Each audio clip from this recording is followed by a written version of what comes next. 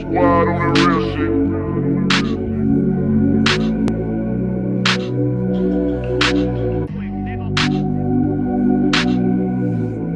Whole squad on the real shit.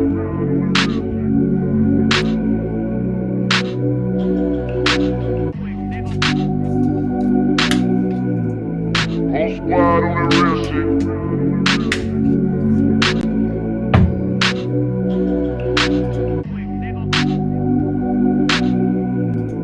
Whole squad on the real shit.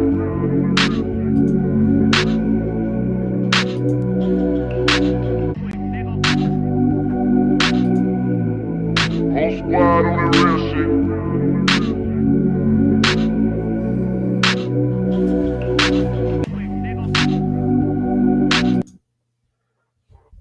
Alrighty, I think this is working. Let's check it out real quick.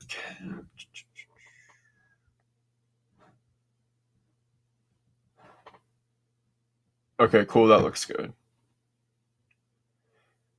Round of applause, please, Brendan. Round of applause. Okay, that is a nice looking piece of bread. Unfortunately, I do not have a guest tonight. That's on me. I didn't ask anybody. This might be a little quicker version of Monday Night Commish, but welcome to episode number 4 so far. And we'll go over some of week 4 today. So let's get into this. Okay, let's go ahead and bust into probably the least exciting matchup of the week because we knew it was going to happen. Let's go to me and Scott over here. Okay, so as you guys see, really put the beat down on Scott. I mean, at least for him, he's getting some late night production out of Rodgers and Tanyan, but I took a nice 100-point lead, going into tonight, so absolutely no stress on me at all. I've been absolutely relaxed this entire night.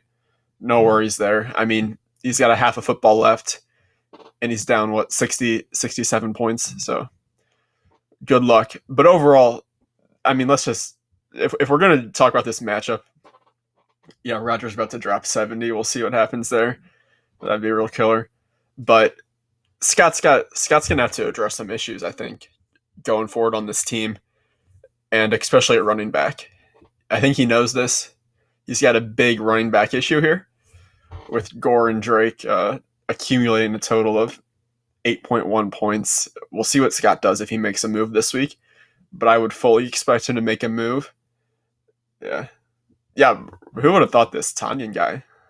I'd never even heard of him before this matchup, but putting up some points. I mean, touchdowns in 3 straight weeks, 4 touchdowns in 3 weeks. That's pretty solid right there. He's maybe coming out as one of Rodgers' favorite targets. We'll have to stay tuned. Maybe Scott found a guy, but I think my biggest prediction of this week is going to be Scott is going to be trying to trade for a running back. I mean, if he wants to really compete this season, he's going to have to find somebody because Kenyon Drake is just not in Arizona, not getting targets, and then, I mean, you can't go with back next week. That's a good point. His bench, he has some running backs on the bench. He can kind of plug and play a little bit, it looks like. So we'll see there. We'll get into the Alex and Scott betting their bet situation, and I'll do some analysis on that going forward. But my team, I'm not going to spend too much time. Just another decent performance by everybody. Odell Beckham is the guy who really broke out, so that was huge for me to see because I was really on the verge of even sitting Beckham this week based on what's been happening. But I also think the Dallas defense just flat out sucks, so we'll see what happens with that going forward. But I like to see Beckham back. And of course, Beckham comes back when I play Scott, so I gotta love that. Let's move on to the family rivalry here. We had the 3-0 Krispy Kremers going in to face the defending champ, Mr. Beasts. And Mr. Beast saw that 3-0, and he just decided to shut that shit down. He's going to end up finishing him by about a 70-point differential here. Which, I mean, what else can you expect from the defending champ? He's going to come in and put the beat down on. He's not going to let his youngest born style on him and go 4-0. So not going to happen. But for Chris, I mean, the big issue here Yeah, Chris got his cream and Chris got creamed, just like kind of like how we predicted. But I mean, you can't blame Chris. His two starting quarterbacks. You have all that bullshit or that crazy stuff happen with COVID. So what can you do? No Tannehill, no Big Ben. Chris has got to play Kendrick Bourne in that super flex spot. 6.3 points out of both those positions. I mean, you got to think if he has the two starters, he's getting 40-ish points, something like that. So that's a huge. That's just insurmountable, Chris. I mean, he can't. He's just going to lose this week. Period. He has nothing he can do. But at least going forward, he's got that bye week out of the way, so he should get back to it. We'll have to see there. But Mr. Boydock just putting up a good performance. Lamar Jackson had a good bounce back week, and then the running backs, as usual, are starting to produce for him. So yeah, Brennan with the donut. Yeah, I love that donut in place of the O. That's legendary. But yeah, Chris, what can you do? Just a tough week. Don't dwell on it. I mean, you're 3-1.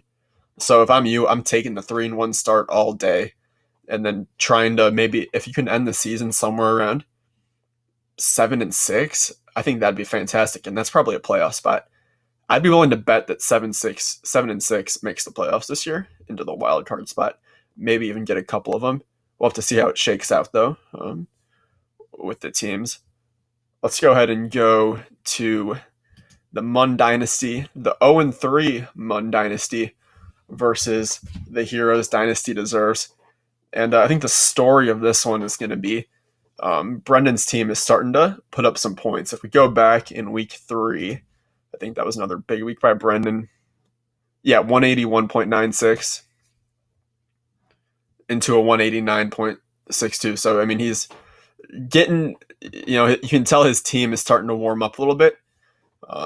He's just got to love the fact that the Dallas defense absolutely sucks. So then he's guaranteed an insane fourth quarter by Prescott every week. So that's nice. But, I mean, in general, you're starting to see him score points. That wide receiver position for him is going to be nice. CeeDee Lamb is looking good. Galladay back. He doesn't even have Chris Godwin. So Brendan's got to like his place. The running backs are a little dicey. I mean, he's got McKinnon going. We'll see what happens with that San Francisco backfield.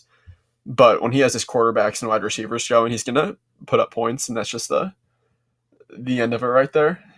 Brendan, you can just call me a wide receiver, you? Yeah, I mean, he turns them out. They're looking good. I'm a huge fan of CeeDee Lamb, period. So that guy's going to keep producing for him. I think he's just got a little bit of a tricky running back situation. And I think that's going to be a theme around the league. Is getting two quality performances out of running backs on a weekly basis. It's going to be a very, very difficult thing to do, I think, going forward, especially as the season continues. And then you look at Shinwoo's team, and once again, Shinwoo puts up a respectable performance. He's going to finish this game probably around 140-ish points, 145 maybe, which is like solid. It should be enough, to occasionally win games, but he's just running into teams that are having better weeks than him. He has a tough schedule, so sucks for him. But he's not necessarily putting up the high enough totals to edge out the performances he's.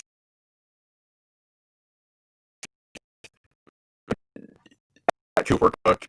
Big issue for him is going to be Austin Eckler. I think I saw something like 4 designation on this hamstring injury, hyperextended knee too. So that's not a good one. So Eckler's going to be out for a while. That's a big point score. Going to hurt his team for sure. And also not being able to put a quarterback into that spot. I don't know if he had somebody on bye here or Garoppolo for sure. Yep, that was it. Garoppolo, Tua. So yeah, he really didn't have anyone to play in that spot. That's really going to hurt going forward. Not having that quarterback, a big differential between whatever Marcus Valdez-Scantling's going to do versus a starting quarterback. So that's an issue going forward he might want to address. We'll see what he does with Eckler. I have a feeling he might get some. This might be a time he might want to trade Eckler potentially with the injury and moving on to 0-4 too. So maybe not a lot to play for. Maybe he can start stacking up on some picks for next year. I mean, but the truth is he's got a good enough team. I mean, his team is 0-4, but if you actually look at the statistics, his team should not be 0. It's not an 0-4 team. It's the same with Alex. These are statistical anomalies. They shouldn't be happening. They should each be around, 1-3 would probably maybe work, but 2-2 is probably, where you'd expect them to be based on their points for and everything. So Shinwoo, I mean, he's 0-4, but what are you going to do? It's just kind of been tough matchups, and now he's starting to really get bit by the injury bug. Something that the rest of the league has been feeling this year. Next week we'll talk about it. He's got a matchup with Alex, which is I think Alex actually is going to get the win, so it's not going to be 2-0-4 teams. But we'll talk about that. Let's go. Good one for Brendan overall. His team is looking good. I'm glad I played him in week 1 versus having to play him now. Let's go to Johnny and Patrick. So Johnny's got a 30-point lead. I was looking into this game because I thought Patrick, if he put up monster performances, got one of those crazy Aaron Jones 40-point games, he might have a shot to surprise Johnny tonight, at least make it close. But it looks like Johnny's taking a 30-point lead with a half left. Jones isn't doing too much, but I think Johnny's going to win this one probably 98% of the time here, unless Jones just goes absolutely nuts and Gage goes nuts. But I think Johnny's looking good to pick this one up. And another solid week for him. He finally gets some production out of Joe Mixon. He's got to be loving that because I think Mixon's been the only guy that really hasn't produced at all for him. Yeah, 6, 12, 8, 42. I mean, that's double what he did in weeks 1 through 3 combined. So, and the Jaguars have a good run defense too, so that's kind of surprising. We'll see if he can maintain it against Baltimore next week. But a huge performance from Mixon, just average performances from Mahomes and Wilson, but yet he still puts up 170, even when a lot of these guys don't go off. So that's good. We're starting to see some depth issues, though, I think, with Johnny's team. I think he'd agree with this. Starting guys like Preston Williams, John Brown, when he has to put some of these guys on the bench, like Schuster, and I thought there may have been another, dealing with a couple bye weeks here. But I think Johnny, we'll see what happens. I think Johnny is a candidate for a potential trade, too, if he decides he wants to make the push into really just, carving out a dominant starting lineup. We might see Johnny make a little move here and there. I don't know if he has the capital. I don't know what his first-round draft picks look like, but if he has the capital, I could see him maybe making a move just to fill maybe one hole, only 1 or 2 holes that he has on his whole roster. But he's got a nasty team. I still think Johnny's probably at the top of my power rankings here, putting up 170 on what's basically an off week. So, like to see that. Patrick putting up a good performance, but unfortunately for him, he's going to move to 1-3. Anything notable here? Will Fuller, Dwayne Haskins. Yeah, nothing crazy for Patrick, so can't say too much. I think Josh Jacobs has been kind of on a little bit of a slump since week 1. Yeah. So Jacobs had that awesome week 1, but really hasn't done, kind of like the inverse of Joe Mixon is Josh Jacobs this year. So I guess Patrick will look to get some production, but Patrick needs to start putting some wins if he wants to climb back on top of those rankings here. Let's go to, this is an interesting matchup. You got the Koalas, who I believe are the 3rd highest scoring team in the league. It's something like that. I can check that. Going into this matchup, I think they're the 3rd. I think it's Johnny, me, and then Koalas. Yeah, they are 499. So the Koalas are, a very underrated team this year in terms of putting up points. Going into face the Green Machine, 0-3. Alex really, really, really wanted to win this week, and he got what he wanted, putting up 161.94. Alex gets, a body and skills. That's awesome. Getting a huge performance out of Kittle. Obviously, Chubb, that's going to hurt him in the long term. But, decent week overall from the rest of the guys. Nothing crazy. That Kittle performance was really what did it for him, I guess. Looking at that matchup. But big win for him beating the Koalas. So that's going to be a tough team. I guess the Koalas just having a bit of an off week in the end. Yeah, no one really found the end zone, it looks like. I don't see any touchdowns outside of the quarterbacks. You got one from Kamara, I guess. Just an off week for the Koalas. What can you say? 108. Ridley's done absolutely nothing so far. But good one by Alex. Coming to 1-3. Good for his bet with Scott, which we'll talk about. 1-3 right now versus the barring a miracle 2-2 dynasty champions. So that's only half a game differential right there between those two. But the Koalas, I think the Koalas are still going to be a dangerous team going forward. But 2-2 is going to be about right after 500 kind of type of team if they're going to put up performances like this. You're going to lose 90% of the time if you put up a 108-40, unless you run into a team like Chris who doesn't have 2 starting quarterbacks. Let's see what Alex George Kittle. Gotta love that. I love George Kittle too. Yeah, Koala's yeah, that Alvin Kamara has probably been one of the probably the MVP of fantasy so far. I don't know if that'd be completely accurate or not. But yeah, good week for Alex. Still the last matchup. Okay, here we go. We got the discount Belichick's and Mike Vick in a box. So shout out to Kevin picking up the first win of his dynasty career. You gotta love that. You gotta love seeing someone get the first dub, coming to 1-3. And Austin is the lucky man who gets to take the L from Kevin. Kevin gives his first L away to Austin. So disappointing for him. I mean, Austin is gonna hate taking this L based on Kevin being one of those statistical wins that he's going to take most of the time. So that sucks. But what can you do? Kevin put up some good performances. Melvin Gordon on Thursday Night Football leading the charge, 26 points. Adam Thielen having a nice day. Cooper Kupp, Devontae Parker. Quarterbacks played decent. So Kevin putting up some points at 160.56. I don't think a lot of people thought that Kevin was going to be capable of having this kind of variance with his scores. But if Kevin's going to be able to put up totals like 160, maybe one of every 4 weeks or 3 weeks or so, he's going to win games. It's just the truth. So I wouldn't be surprised if Kevin picks up another couple of wins, as the season goes forward. If his roster is going to play with this, especially with Nick Foles even having an off day. And the Indy defense is very good too. So let's see what he has ahead of him. With Foles, Tampa Bay, may not be the best matchup, but Carolina, New Orleans, Tennessee. He has some good matchups, so we'll see if he keeps the job and everything. But I think Kevin's going to be looking good to get some production out of those quarterbacks. I still think a big issue with Kevin is going to be depth and the skill positions. Like Golden Tate has done absolutely nothing for his team. He's really got to get Tate out of his starting lineup. The Giants are just not a productive offense in the least. I mean, maybe this Dallas game is a change because Dallas's defense has surrendered like 500 plus yards in quite a few games this season. It feels like so. We'll see if he can turn around, but he's got some holes, obviously. And we all know that he doesn't have the best starting lineup. But if he's going to be able to put up these kinds of totals, he's going to be okay going forward.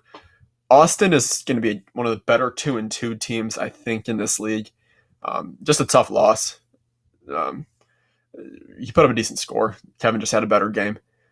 Burrow, Murray. Yeah, I mean, I don't see any big issues with Austin's offense. I mean, here you go. I guess AJ Green and Randall Cobb, wide receivers. I guess, yeah, these two wide receivers right here, not getting any points out of the flex positions is always gonna hurt him. I expected James Robinson to have a huge game, but unfortunately that didn't happen. I still like Austin's team going forward. I think he'll be okay. I think he'll be just fine going forward. Brennan, did Tate get any points for that post-game fight? Doesn't look like it. Doesn't look like the NFL is scoring MMA rules, but it could have been a 10-9 round for him. I didn't see the fight. Who won the fight? I assume the teammates just kind of who won. Ramsey and Tate are both on each of those teams. But let's go into week 5 and look at some things going forward here. So we'll start on the right side here. Got Alex and Shinwu. Alex, once again, he's always got that starting lineup. Always has some tricks up his sleeves with how he sets it. What he shows you. He's got Jalen Hurts right now, and I don't think Hurts is going to be the starter based on last night's game, Alex. But you never know. Do you have a quarterback buy? Is that what's going on there? Can't tell. Gardner, yeah, he's just playing games. That's awesome though. So Alex and Shinwu. Let's see. So this will be the battle of 1-3 Alex versus 0-4 Shinwu, the classic rivalry matchup, of the season 1 debacle where there was that big controversy in the playoffs. So I think Shinwu is really going to come out trying to win this game, but him not having Eckler is going to hurt. But that's counteracted with Alex not having Chubb. But for Alex, he has that insurance policy on Chubb owning Hunt. So in the end, it's not the biggest loss for Alex. I would like to see a projection for Alex. I'm not going to get that. Shunwu has a couple buys, a few buys down on the roster, and a lot of IR spots. So we'll see how he plugs and plays into that super flex spot this week. But I think Alex is going to have to be favored in this matchup, sending Shunwu to 0-5, based on what he did this week in his team, looking like they're heating up a little bit. Yeah, that 2-3 tie potentially. I think that's what we're going to talk about. But Alex I think he might be starting to roll. Shunwu is still putting up good weeks. So I think as long as Alex, I think Shunwu's going to actually do a little bit worse probably this upcoming week. So as long as Alex can put up an average week for himself, he will probably get that win. I'll put this at maybe something like a 6, maybe a 58-42 matchup in Alex's favor. So we'll see. So I didn't know OJ Howard was out for the season. That's interesting there. Let's go to Dynasty. Let's go to the Family Rivalry Hornung Edition. We got Scott and Paul. Both are going to be in this matchup at 2-2. The battle of the 2-2s in the Hornung household. Scott going to have a tough bye with Aaron Rodgers and his machine Tanyan down there. Who is he going to have to plug at quarterback? He's got Locke probably won't play, is my guess. Brissett's a backup. Driscoll. I think Rippion's the starter in Denver. We'll see. I don't think Ripien. So this might be a really tough one for Scott, having to go position player in the Superflex. And then the Koala's not really dealing with a ton of injuries or buys, it looks like. So it looks like they're probably going to be at full strength. He's got Rivers at Cleveland and Herbert at New Orleans Monday night. A lot of Monday night action for the... Holy crap, that's a lot of Monday night players. Kamara, Henry, Herbert, Sanders, damn. Versus Scott. At first glance, this does not look good for Scott. Scott can't be feeling good about this matchup right here. Just based on, first of all, the matchups of the players, and then second of all, the bye weeks, and then also some of the timings over here for his dad. So immediately I'm thinking that his dad is looking good to get this game. Maybe something like 65-35 here for Paul. I like his team. I like these matchups. I wouldn't want to have to play the Koalas this week, but this is a perfect week to play Scott based on the Packers having a bye. And Scott's not gonna. If Scott drops to 2-3, Alex picks up the win. They're all of a sudden in a tie for the famous $100 bet. So that'd be a real bummer for Scott after starting 2-0 and then dropping to a 2-3 there. So, but hey, it makes it exciting for the rest of the league to watch the tie happen and see what happens from there. No one wants to see everybody wants to see the photo finish on that one. Let's be honest. But yeah, good. Look for the Koalas to have a good week and probably be close to Dynasty Champions, and then just go absolutely off on Monday night and probably take the win on Monday night is my best guess there. Let's go to Patrick and Kevin. So Kevin coming off a win. Patrick's going to come off a loss here. Holy crap, some buys are going to affect. We got Stafford and buys for Patrick. Tough buys. He's going to put in Haskins at quarterback 1. I don't know if he has a quarterback to play in that spot in the Superflex. I don't think he does. He does not. So yeah, this is not good for Patrick.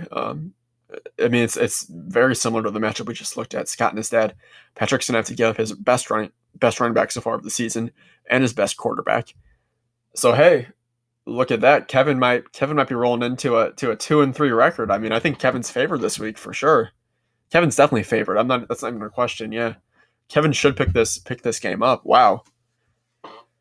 Dang, so we could be talking about 2-3 Kevin after this week. That's very nice. I think as long as Kevin puts up he doesn't even have to do what he did last week. He can just put up probably an average performance and pull this one out. It's going to be getting really, really ugly around this area for Patrick as he plugs in Haskins at quarterback. He's got to find a running back there. So who's he going to find off his bench? Mark Ingram.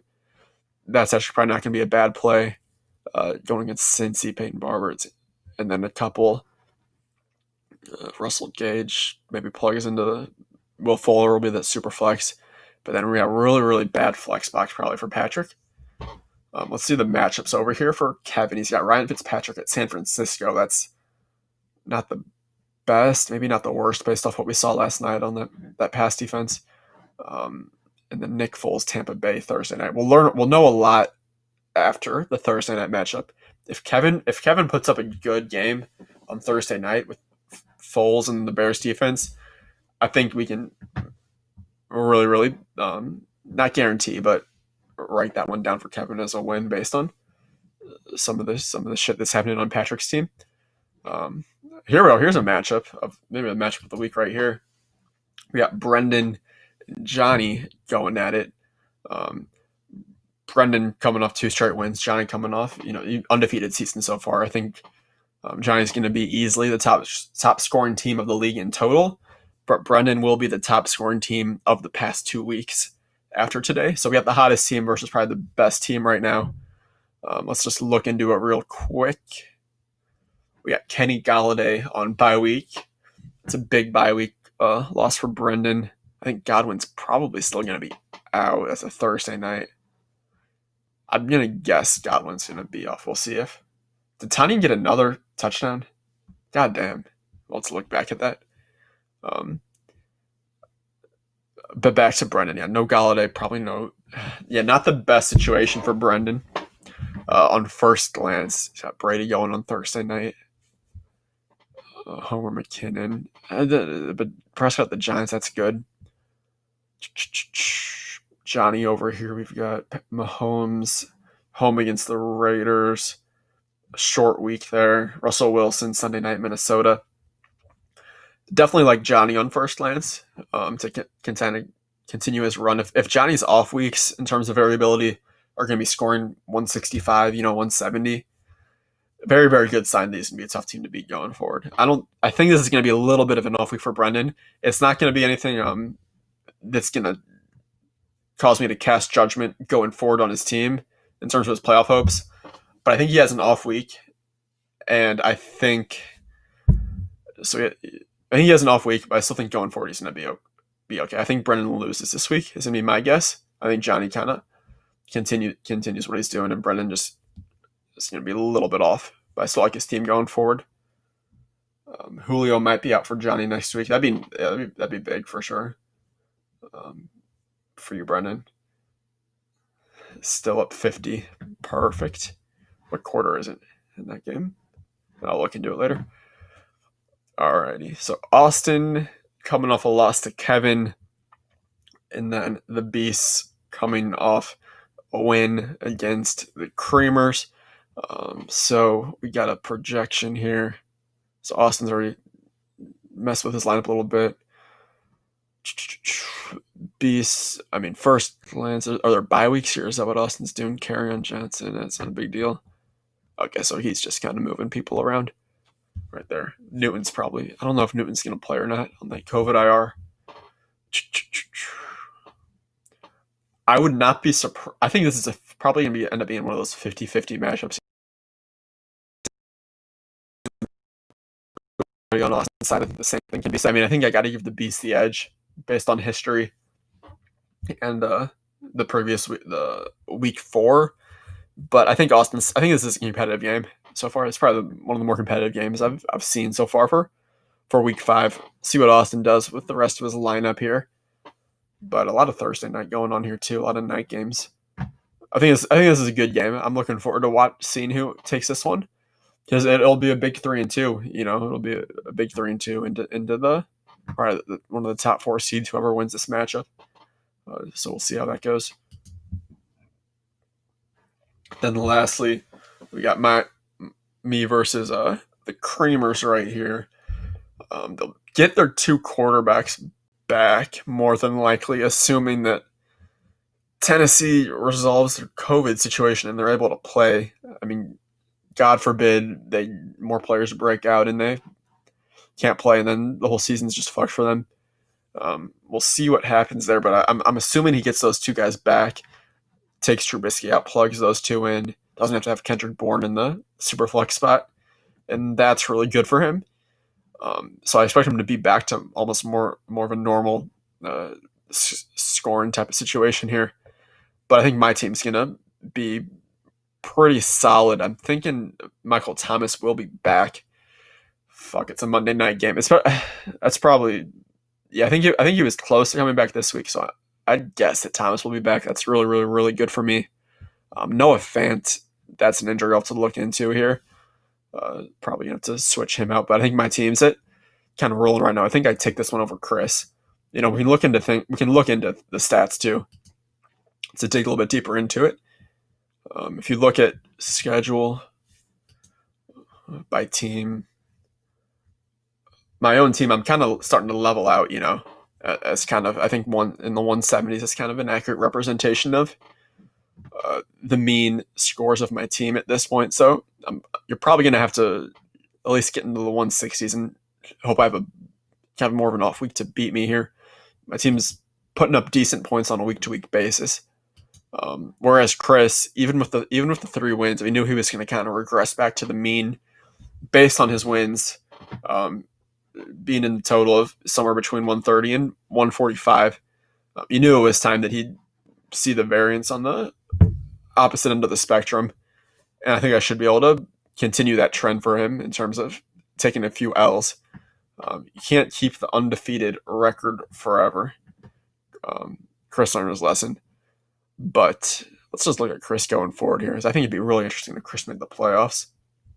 He didn't take the loss. We'll see what happens here, but I think we're looking at something like a 25% chance for him to win Week 5 Koalas. He's got 2 Mr. Yon Shinwoo in between there. That's going to be tough right there. And then maybe 2 winnable games to end the season for him. So for him, he's got to just look at the schedule and figure out 4 wins. Where are my 4 wins going to be if I'm Chris? Well, it's got to be between week 6 and 9. He's got to go from in week 6. He's got to win at least 2. If he doesn't win 2 games between week 6 and 9, mark my words, he won't make the playoffs. If he wins 3 games between week 6 and 9, I think we're looking at a CB playoff run here. Even probably taking maybe a couple L's right here. Just got to pick up maybe one of those last 2 to make it. But Chris will really have to be hot in these weeks here. Hopefully his bye weeks aren't too crazy because he does have winnable games against those guys. All right, Alex and Scott. So they got the bet best record. I'm developing some statistics here to look into this and look at a model of projections on this bet going forward. So hopefully I'll have that next week. But just a little preview, I guess, to look into it. So the schedule, Brendan, that 14 week doesn't really exist. That's actually the playoff matchup, technically. So this is who, if the season ended today, the playoffs would be. Week 14, Chris would have a wild card game against Scott. And I think that would show. Yeah, I think so. 3 and 6, yeah. So 1 and 2 would be on byes. 3 would play 6. 4 would play 5 in week 14. But just looking really, really quickly into Scott and Alex's schedules going forward. Let's see what the strength of these two. All right, that didn't want to refresh. There we go. So Alex, he's got Shinwoo, Johnny, Kevin, Brendan, Kevin, Patrick. Well, I think Alex has a decent looking schedule here. So let's go. So Shinwoo, once he makes it to week 7, it's really, really not too bad from week 7 on. He's got two on Kevin, a Patrick, a Chris, an Austin, and a Scott. Nothing really crazy in there. It looks he got Mia and his dad out of the way. 2 losses he's probably willing to take. Looking at this bet. But yeah, not a bad schedule going forward. If I'm not mistaken, Scott's isn't too bad either. Koalas. Who are his doubles? He's got CB another time, and then he's got Austin. So those Austin games will be pretty big for Scott. If he can go 2-0 on Austin, I like his chances, but I think that week 11 game is going to be very, very important between those two. I mean, obviously it's going to be important. Duh. But up to that point, Alex's double will be Kevin. Scott's double will be Austin. That definitely favors Alex. He should be able to pick up those two. We'll see what happens.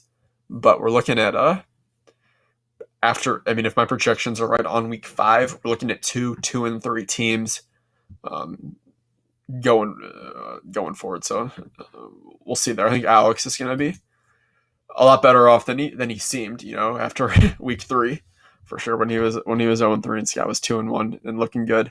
But the tides are starting to turn for those two in terms of this bet. But yeah, again, I'll try to get the statistics out next week. I'll probably have a guest on next week. Just want to do this one solo, go maybe a little bit quicker today. But yeah, nothing else. It was a good week. We have a lot of variability in the scores. The first week we're seeing some really, really low scores out of some of the teams. So yeah, we'll see. All right, thanks for chatting, Alex and Brendan. I'm gonna sign off for the day. Find this app. And alrighty, I'll be back next week. Peace out, guys.